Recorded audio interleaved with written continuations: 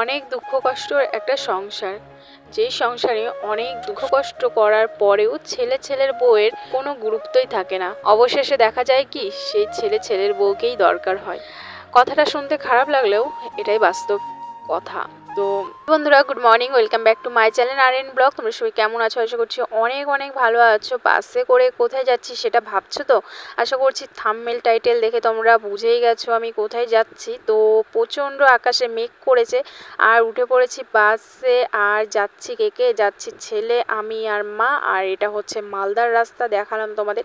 আর এদিকে সোজা বালুঘাটের রাস্তা। তো এই রাস্তা ধরে চলে যাচ্ছি সোজা বালুঘাটে, মানে আমার শ্বশুর বাড়ি। তো যাচ্ছি কিসের জন্য, কেন যাচ্ছি সেটা তোমাদের সঙ্গে অবশ্যই শেয়ার করব। তার জন্য লাস্ট পর্যন্ত ভিডিওটা দেখতে থাকো, স্কিপ করো না প্লিজ। তো অনেকক্ষণ পর, অনেক জার্নি করার পর চলে এলাম বাড়িতে। তো শ্বশুর বাড়ি মানে বুঝতেই পারছো, এসে কাজবাজ শুরু। চলে এলাম, দেখো এসে রান্না বান্না মানে শুরু করতে হচ্ছে। এসে দেখো এদিকে আলু টালু কেটে নিচ্ছি। তো আমাদের বাড়ি থেকে আলু, পেঁয়াজ, রসুন, লঙ্কা এগুলো আনা হয়েছে, কারণ আমাদের বাড়িতে এগুলো লাগানো হয়। তো যেই বাড়ি আসা হয় সেই বাড়ি কিন্তু আনা হয়। তো রাত্রে না রান্না বান্না করে খাওয়া দাওয়া করে ঘুমিয়ে পড়েছিলাম, কারণ সারা দিনটা অনেক মানে পরিশ্রম গেছে, কারণ অনেক দূরের রাস্তা। ছেলেকে নিয়ে এসেছি বাসের মধ্যে, তার মধ্যে এসে আবার রান্নাবান্না করে খেয়ে দিয়ে মানে খেতে খেতে অনেকটা রাত হয়ে গেছিলো, তার জন্য আর ভিডিওটা তোমাদের সঙ্গে শেয়ার করিনি। তারপরে সকালবেলা বাসি ঘরের সমস্ত কাজকর্ম কমপ্লিট করে মা আমি মিলে এখানে আবার রান্নাটা বসিয়ে দিলাম। তো আমার শাশুড়িও আছে বাড়িতে, শ্বশুরও আছে। আমার শ্বশুরের প্রচণ্ড শরীর খারাপ, সেই জন্য দেখতে এসেছি। তো আজকে ডাক্তারের কাছে নিয়ে যাব। তো সকাল থেকে অনেক পাড়াপাড়ি করছি যে তাড়াহুড়া করে রান্নাটা কমপ্লিট করছি। রান্নাটা কমপ্লিট করে আবার শ্বশুরমশাইকে নিয়ে যাব ডাক্তারের কাছে। তো এই দেখো আমি মশলাটাও বেটে নিচ্ছি। আর আমাদের কিন্তু শিলনোড়ায় মশলা বাটতে হয়। এটাই কিন্তু আমার সেই ছোট্ট একটা ভাঙ্গাচুরা রান্নাঘর, যেই রান্নাঘরে বিয়ের পর থেকে আমি রান্না করে আসছি। তো যদিও বা এখন একটু বেশি ছিঁড়ে টিড়ে গেছে চারিদিকে তিরপলগুলো। তো আগে আরেকটু ভালো ছিল। তো আমি যখন থাকি তখন চারিদিকে গুছিয়ে রাখি। তো যাই হোক, এদিকে আমার ভাতটা দেখো হয়ে গেছে, ভাতটা নামিয়ে নিয়েছি। আর একা হাতে বুঝতে পারছো খুব তাড়াহুড়া করছিলাম। আর কালকে আসার টাইমে শ্বশুরমশাইয়ের জন্য কিছু ফল এনেছিলাম, সেই ফলগুলো আবার মাঝে কেটে দিলাম। তো বসে বসে খাচ্ছে। আর এদিকে আমার ছেলে দেখো ম্যাগি খাবে, তো ওকে একটু ম্যাগি করে দিচ্ছিলাম। নিজে নিজে এখন ম্যাগি রান্না করছে, এই দেখো ও দিল এই যে কয়রাতে। আর এদিকে এখন এই যে মশলা পেট দে, আমি ছিঁড়ে দিই। আর এদিকে আমি যে মশলা বাটাবাটি করছি। যা শোনাই, আগে শোনাই দাদু কি বলছে, আগে শুনাই যা, আমি দিচ্ছি। পারবি না তো। এদিকে আমার রান্না বান্না হয়ে গেছে, দেখতে পাচ্ছ ভাত, শশা আর আমাদের গাছের লেবু। আমাদের গাছে অনেক লেবু হয়েছে, তো সেখান থেকে ছিঁড়ে নিয়ে আসলাম। আর এদিকে হচ্ছে পটল ভাজা করেছি। তো আমার শ্বশুর যেহেতু মানে ভাতটা খেতে পারছে না, তো এই ভাজা পোড়া দিয়ে একটু ভাত খেতে পারছে। আর ওদিকে আলু পোস্ত করেছি আর ডাল করেছি। তো আলু পোস্তটা একটু হয়ে গেল হালকা পাতলা বৃষ্টি। তো দেখতেই পাচ্ছ ওয়েদার খুবই খারাপ, একদম চারিদিকে অন্ধকার হয়ে আছে। আর এই যে হালকা হালকা বৃষ্টি হলো। বন্ধুরা আমি এদিকে রেডি বলতে আমি এখন কোথায় যাচ্ছি বলো তো? আমি যাচ্ছি হচ্ছে আমার মানে শ্বশুরের প্রচণ্ড শরীর খারাপ। তো জানোই তো যেই জন্য এখানে এসেছি। তো এখন যাব হচ্ছে শ্বশুরকে নিয়ে ডাক্তার দেখাতে। তো আমার একটা কাকা শ্বশুরেরও শরীরটা প্রচণ্ড খারাপ, তো সেই জন্য ওকেও নিয়ে যাবে। তো ওদের বাড়িতে যাচ্ছি, যে কখন যাবে, রেডি হলো কি না দেখতে যাচ্ছি। আর এই যে আমার ছেলে, এই দেখো ও রেডি, ও যাবে আমাদের সঙ্গে। আর আমার তো মা আসছে আমার সঙ্গে, আমার মা, আমি আর আমার শ্বশুর যাব। তো ওই দিদিটাকে বললাম, দিদি বলছে আমার শ্বশুরেরও শরীর ভালো না, তো চল একসঙ্গেই যাই, দেখা যাক কি হয়, ভর্তি নেয় কিনা, কারণ প্রচণ্ড শরীর খারাপ। আর ওই দেখো ওটা হচ্ছে আর ওই দেখো ওটা হচ্ছে আমাদের বাড়ি, একদমই ভাঙ্গা ফুটা। আর এদিকে সামনে অনেক গাছগোছাল হয়ে গেছে, কারণ আমার শ্বশুর কাজ করতে পারছে না তার জন্য। আর এটা হচ্ছে আমাদের জায়গা, তো আমার বরের জায়গা। এই জায়গাটা ফাঁকাই আছে, দেখতে পাচ্ছ গাছগোছালিতে ভরে গেছে। তো আমার শ্বশুরমশাই যদি ভালো থাকতো তাহলে এগুলো সব পরিষ্কার করে রাখতো।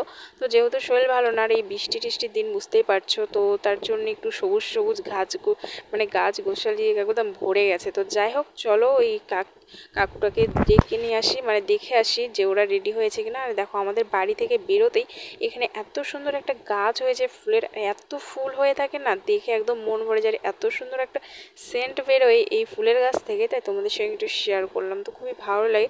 আর দেখো রাস্তাটাও একদম পুরো জঙ্গল হয়ে গেছে। তো শ্বশুরমশাই যখন একটু সুস্থ হবে তখন এগুলো অবশ্য পরিষ্কার হয়ে যাবে। আর আমার ছেলে দেখো যাচ্ছে, আর এই যে সামনেই হচ্ছে আমার কাকু শ্বশুরদের বাড়ি। তো নাও নাও না না দিয়ে তো ধর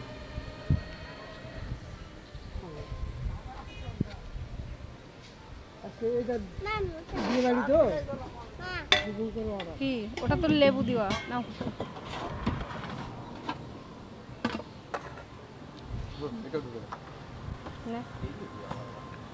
আরে এটা ফ্যান তারা করে বসায় রাখি, এটা আবার আমার জন্য হবে আমার জল নিয়ে মাটির দিকে। চলে এসেছি ডাক্তারের কাছে। তো এটা হচ্ছে আমাদের বাড়ির পাশে এখানে হসপিটালটা। তো এই হসপিটালে দেখাতে নিয়ে এসেছি। তো দূরেও আছে, মানে বালুঘাটে যে হসপিটালটা ওটা একটু দূরে। তো যেহেতু মানে বাড়ি একা, তো আমরা যেহেতু থাকি না, যদি ভর্তি নেয় তো শ্বশুর মশাইয়ের শরীরটাও যেহেতু ভালো না, যদি ভর্তি নেয় তাহলে পারে আসা যাওয়াটা অনেকটাই মুশকিল হয়ে যাবে দূরের রাস্তায়। তো তার জন্য এই কাছের হসপিটালটাই এনেছিলাম। তো যাই হোক ভর্তি আর নিল না, ওষুধ দিল আর হচ্ছে ডাক্তার দেখানো হয়ে গেল। আর ছেলেকে ওদিকে দেখতেই পেলে কুশালের রস খাওয়াচ্ছিলাম। আর ছেলে ভীষণ কান্না করছিল, ও ভীষণ কুশালের রস খেতে ভালোবাসে। তো ওকে একটু খাওয়ালাম, আর সঙ্গে আমার শ্বশুরমশাইয়ের জন্যও নিয়ে নিলাম। তো শ্বশুরের একটু গা হাত পাগুলো হলুদ হলুদ হয়ে গেছে তার জন্য। আর অবশ্য অন্য জায়গা থেকেও ডাক্তারের ওষুধ খাচ্ছে, তবুও একবার এখান থেকে দেখিয়ে নিলাম। আর এটা হচ্ছে আমাদের পাগলিগঞ্জ নদী। আর যে দিদিটা এসেছিল আমার কাকা শ্বশুর, তো ওদেরকে বললাম খেতে, ওরা বললো যে খাবো না। তো আমার ছেলেকে খাইয়ে দিলাম, আর ছেলের থেকে আমি একটু খেলাম, দেখলাম মিষ্টি কিনা। তো তারপরে খাওয়া দাওয়া করে দেখতেই পেলে টোটো করে চলে এলাম বাড়ির দিকে। তো আমার মা দেখো ধরে নিয়ে যাচ্ছে তো আমার শ্বশুরমশাইকে। তো এদিকে আমিও যাচ্ছি, আর এই দেখো শ্বশুরের জন্য নিয়ে নিলাম এখানে, মানে কিছু তো নিয়ে যায়নি, তাই এই কেরি ব্যাগটা করেই নিয়ে আসলাম। তো দেখো নিয়ে যাচ্ছে। আর কি রোদ বেরিয়েছে, সকালবেলায় বৃষ্টি হলো, এখন আবার প্রচুর রোদ। তো যাই হোক চলো বাড়িতে চলে এসেছি। তো বাড়িতে চলে আসার পর একটু রেস্ট নিলাম, স্নান টান করে নিলাম, যেহেতু হসপিটাল থেকে এসেছি একটু ঘুমিয়ে পড়েছিলাম। তো উঠে দেখি যে এত মেঘ করেছে, এত অন্ধকার। তো এখন ঘর বাড়িগুলো ঝাড় দিয়ে চলে এলাম, আর এত হাওয়া হচ্ছিল। আর এদিকে দেখতে পেলে হাঁসগুলো হচ্ছে আমার শাশুড়ি মার।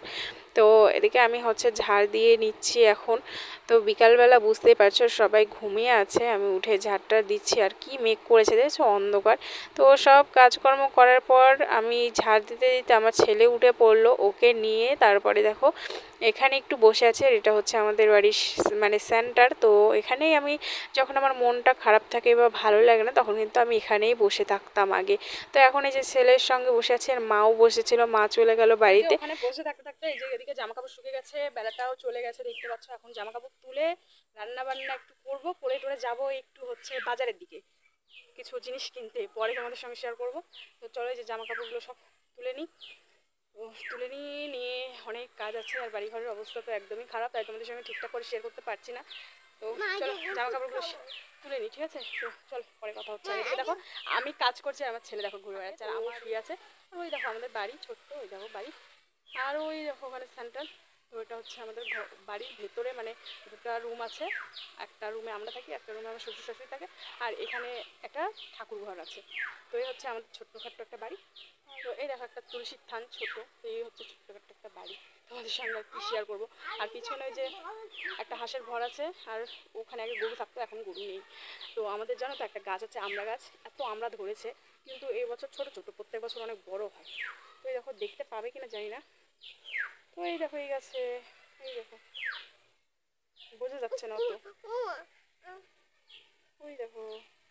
তো অতটা বোঝা যাচ্ছে না। তো চলো তাড়াতাড়ি জামা কাপড়গুলো উঠিয়ে নিই। জামা কাপড়গুলো উঠিয়ে এনে এখন একটু ঘর টরগুলো একটু পরিষ্কার করব, কারণ যা অবস্থা হয়ে আছে মানে কি বলবো, তোমাদের সঙ্গে একটু শেয়ারও করতে পারছি না।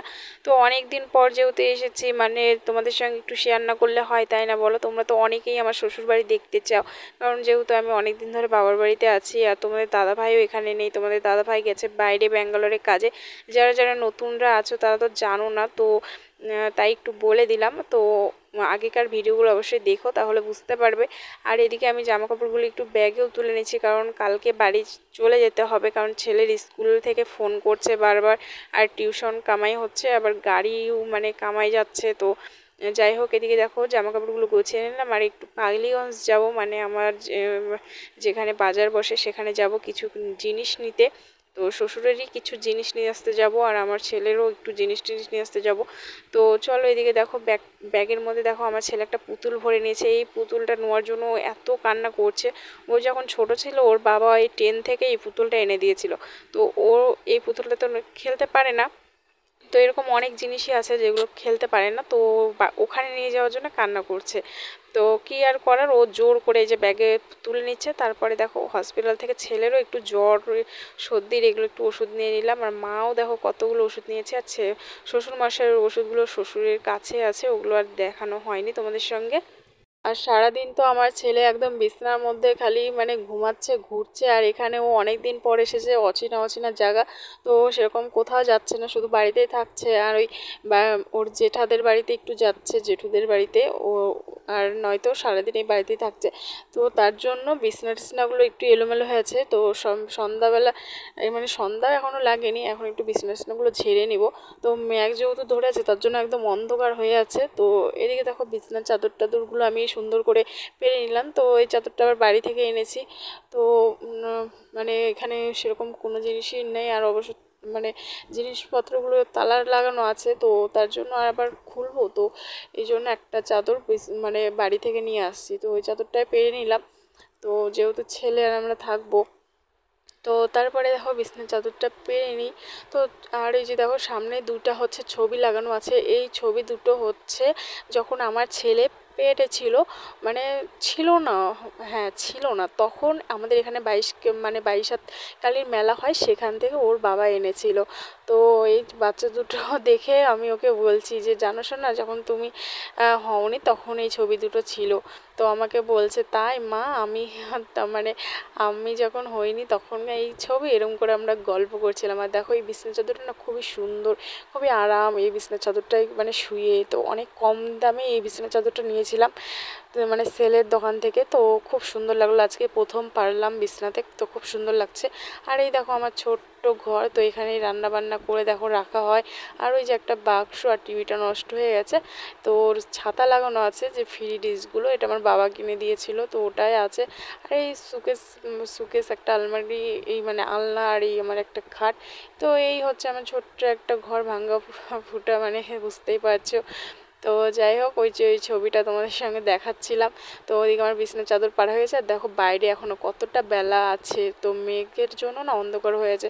তো যাই হোক, এখন এই যে আমি রেডি হব, আর আমার ছেলে আর আমি দেখো রেডি হয়ে গেলাম, আমার মাও রেডি হয়ে গেল। তো বাড়িতে আমার শ্বশুর শাশুড়ি আছে। তো এখন আমরা যাব একটু পাগলিগঞ্জ, আর কিছু বাজারও করতে হবে, কারণ রান্না বান্না করব। তারপরে ঝমঝম করে বৃষ্টি চলে আসলো, তো যেই বেরিয়েছি আর এই যে বৃষ্টি শুরু, মানে কি আর বলি। তো এখন দেখা যাক বৃষ্টিটা কখন থামে আর কখন যায়। আর আমাদের এদিকে কিন্তু বাজারটা না এই রাত্রিবেলায় মানে বসে ভালো, তো রাত্রেই সবাই বাজার করে। তো অনেক জায়গা আছে, যেমন আমার বাবার বাড়ির ওদিকেই বাজার মানে একদম মানে বিকাল পর্যন্ত থাকে। তো দেখো এদিকে রাত পর্যন্ত, রাত্রেও বাজার লাগে। তো দেখো সবাই মিলে বাজার করছে। তো মা আর আমি চলে এলাম কিছু বাজার করতে। আমার শ্বশুরের আলু, তারপরে অনেক কিছু খাওয়া হবে না, সুগার যেহেতু, সেই জন্য কিছু সবজি নিয়ে নিলাম। আর এটা দেখো আমার শ্বশুরকে লিখে দিয়েছিল ডাক্তারে, মানে দাঁতে ব্যথা, কিছু খেতে পারছে না, এই কলগেটটা নেওয়ার জন্য। আর নরম ব্রাশটা পেলাম না, তো নেওয়া হয়নি। আর একটা হরলিক্স কিনে দিলাম সুগার ফ্রি, মানে খেতে পারছে না, ওটা খাওয়ার জন্য। হ্যাঁ দেখো যত খড়ি টড়ি আছে সব খাটের দোকান, কি খাটের দোকান। আমার এদিকে যে রান্নাবাড়ি হয়ে গেল, এই দেখো রান্নাবাড়ি এখনই করলাম। এই সিদ্ধ ভাত করলাম, পটল সিদ্ধ, করলা সিদ্ধ, আর এই যে নিচে হচ্ছে ভাত আছে, আর দুপুরের ডাল। তো আজ সারাদিন প্রচুর চাপ গেল আমার শ্বশুরবাড়ি। এই ছোট্ট ব্লগটা তোমাদের সঙ্গে শেয়ার করলাম, আশা করছি অনেক ভালো লাগলো। ভালো লাগলে অবশ্যই লাইক কমেন্ট করবে। নেক্সট ভিডিওতে